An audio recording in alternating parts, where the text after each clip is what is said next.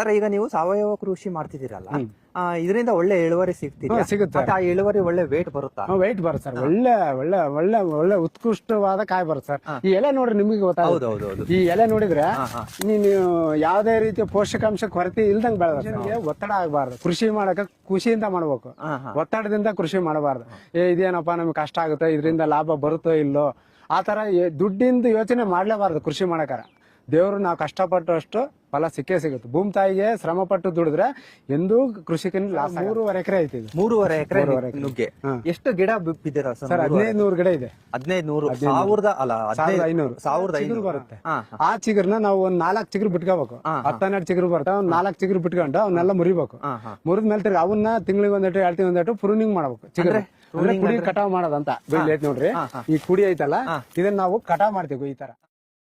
ಸ್ವಲ್ಪ ನಿಮ್ ಕಿರು ಪರಿಚಯ ಮಾಡ್ಕೊಡ್ತೀರಾ ಸರ್? ಸರ್, ನಮ್ಮ ಹೆಸರು ಎಚ್.ಎಂ. ಮಲ್ಲಿಕಾರ್ಜುನ್ ಅಂತ, ಕೂಡ್ಲಿಗೆ ತಾಲೂಕು, ವಿಜಯನಗರ ಡಿಸ್ಟಿಕ್.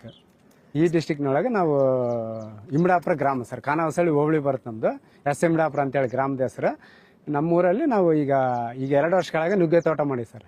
ಅಂದ್ರೆ ಈ ನೀರಿನ ಸಮಸ್ಯೆನೆಲ್ಲ ಯೋಚನೆ ಮಾಡ್ಕೊಂಡು ನಾವು ಕಡಿಮೆ ನೀರಿನಾಗೆ ಯಾವ ಬೆಳೆ ಬೆಳಿಬೇಕಂತ ಯೋಚನೆ ಮಾಡಿದಾಗ, ತೋಟಗಾರಿಕೆ ಬೆಳೆಯಲ್ಲಿ ಈಗ ಯಾವ ಬೆಳೆ ಅಂತ ಯೋಚನೆ ಮಾಡಿದಾಗ ನಮಗೆ ನುಗ್ಗೆ ಸೂಕ್ತವಾದ ಬೆಳೆ ಅಂತ ನಮಗೆ ಅನಿಸ್ತದೆ. ಅಂದ್ರೆ ಕಡಿಮೆ ಫಲವತ್ತತೆ ಇರೋಂಥ ಭೂಮಿಯಲ್ಲಿ ಕೂಡ ಇದನ್ನ ಸ್ವಲ್ಪ ಮಟ್ಟಿಗೆ ಆದಾಯದ ರೂಪದಲ್ಲಿ ಬೆಳಿಬಹುದನ್ನ ನಮಗೆ ಮನದಟ್ಟ ಆಯ್ತು.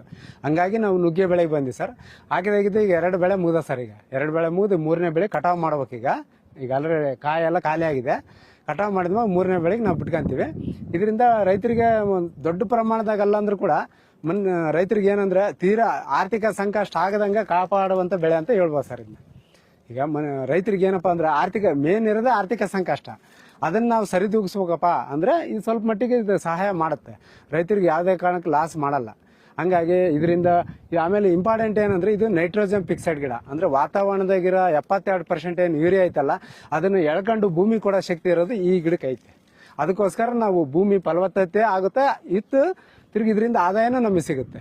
ಆಮೇಲೆ ಇದ್ರ ಎಲೆ ಐತಲ್ಲ, ಈ ಎಲೆಯಿಂದ ನಮ್ಗೆ ಒಳ್ಳೆ ಆಹಾರ ಸರ್. ಇದು ಮನೆಯಲ್ಲಿ ನಾವು ಊಟಕ್ಕೆ ಬಳಸ್ಬೋದು. ಇದರಿಂದ ಒಳ್ಳೆ ವಿಟಮಿನ್, ತರಕಾರಿಗೆ ರಾಜ ಅಂತ ಕರಿತಾರೆ ಇದನ್ನ.